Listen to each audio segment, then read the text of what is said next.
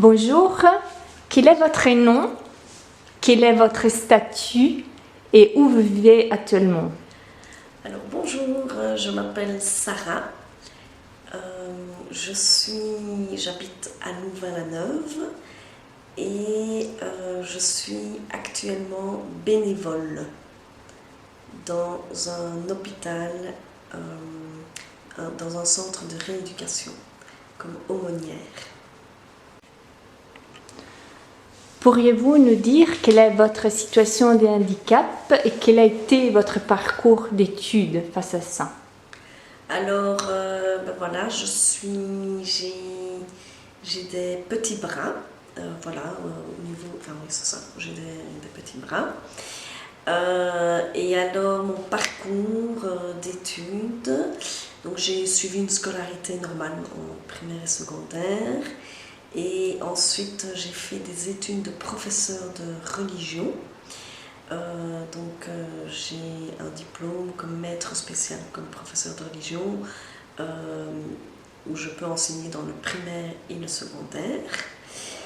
Et puis, j'ai fait des études, j'ai commencé la psychologie à l'université.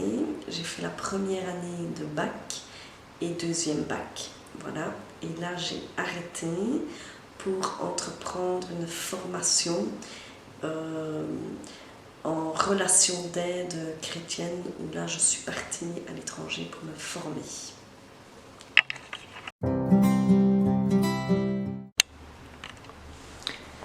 Quelle est votre expérience en milieu professionnel? Alors déjà dans mes différentes formations, que ce soit comme dans mes études de professeur de religion, où j'ai fait des stages dans les écoles chaque année, dans le primaire et secondaire, des stages dans les classes pour donner cours. Ensuite, dans les formations de relations d'aide que j'ai faites, j'ai fait des stages où j'ai fait des animations pour des jeunes. J'ai eu aussi des animations pour les jeunes. J'ai eu aussi des expériences où j'ai pu accompagner des jeunes aussi dans mes stages, au niveau de l'écoute. Et alors, et puis j'ai eu aussi une autre expérience professionnelle avec de suivre une classe dans le cadre d'un projet qui s'appelle le projet Racine. Voilà, je ne vais pas rentrer dans le détail, mais où là j'ai eu la chance de pouvoir accompagner la classe de ma sœur qui est institutrice. Et donc voilà, j'ai pu accompagner cette classe-là dans ce cadre-là.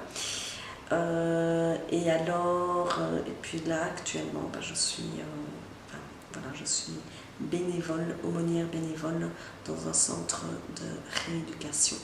Voilà, pour résumer. Et quels sont les défis que vous avez rencontrés, si vous avez rencontré des défis spécifiquement liés à la situation de handicap? Alors bon, le défi, je dirais que par exemple, quand j'ai fait mes stages comme prof de religion, eh bien les défis c'est par exemple d'aménager. Vu que je ne sais pas écrire, je ne peux pas écrire au tableau, eh bien j'ai dû trouver des moyens pour pouvoir communiquer la matière avec les élèves. Et donc, je travaillais beaucoup en collaboration avec les élèves et voilà, j'ai trouvé des astuces, on va dire ça comme ça. Les autres défis, est-ce que vous voulez dire ça par rapport à la recherche d'emploi ou plus c'est quoi l'activité? D'après vous, Sarah, quels sont les défis majeurs rencontrés par les personnes en situation de handicap quand il s'agit d'accéder au monde du travail? Je pense qu'un des défis majeurs, c'est, je dirais, l'adaptation, au niveau du travail, du local, selon ce que la personne a comme handicap. Donc je pense que ça, c'est un défi.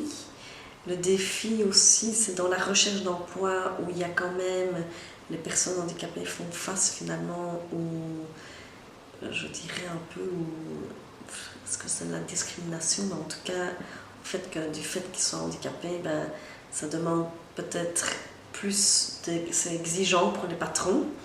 Et donc, du coup, vu que les personnes ne sont pas, je dirais, les entreprises, etc., ne sont pas suffisamment au courant des aides qui sont apportées par l'État par rapport à l'adaptation, toutes les adaptations qui sont fournies, je vais dire, les aides qu'on peut apporter aux entreprises pour permettre l'intégration des personnes handicapées,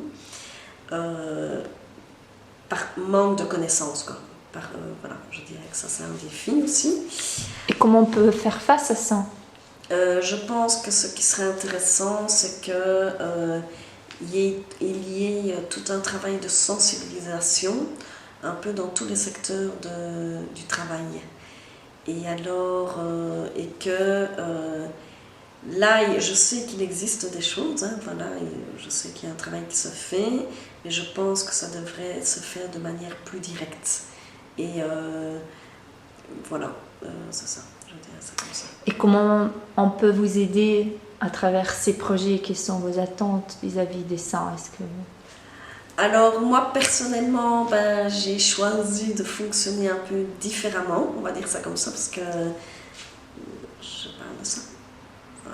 Donc moi j'ai choisi de fonctionner différemment, dans le sens où, vu le contexte en tout cas de la Belgique, en tout cas je vais parler de ce que je connais, où je perçois finalement des allocations qui me permettent de vivre juste avec ce qu'il faut, enfin voilà, qui me permettent de couvrir les frais du quotidien, etc., de vivre normalement, voilà.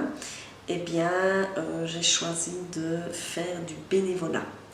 Donc du coup, ça me permet d'avoir une qualité de vie et de respecter mes limites au niveau de la fatigue, etc. Oui, voilà. Donc moi, je pense que je dirais que pour pouvoir aider finalement les personnes handicapées à s'intégrer vraiment dans la société, d'accéder au monde du travail, c'est de pouvoir permettre, je vais dire une inclusion, mais chacun avec son projet, je dirais, de pouvoir respecter un peu les projets de chacun et de se dire que par exemple, moi, personnellement, je ne peux pas faire un travail à temps plein.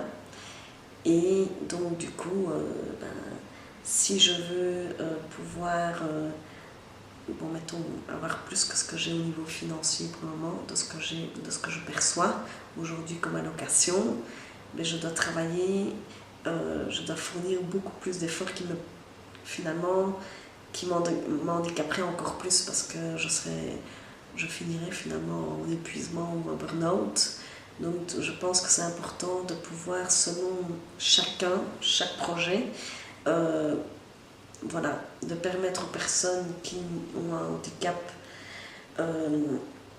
qui demandent beaucoup d'énergie, etc., de pouvoir développer des projets finalement, je dirais ça comme ça, plus de manière bénévole, mais de contribuer finalement à la société d'une autre manière, quoi. C'est de pouvoir potentialiser, en fait. Je dirais potentialiser le handicap, quel qu'il soit. Et que les personnes qui, par exemple, peuvent vraiment plus travailler et avoir plutôt des rémunérations, je veux dire, plus autres que le bénévolat, et que les indemnités qu'on donne aux personnes handicapées, eh bien, de leur permettre, mais de pouvoir aussi d'avoir une qualité de vie. Voilà. Et donc, pouvoir pallier, je dirais. Et donc, pour moi, il y a plusieurs catégories à ce niveau-là, et ça vaudrait la peine de réfléchir plus à ce niveau-là.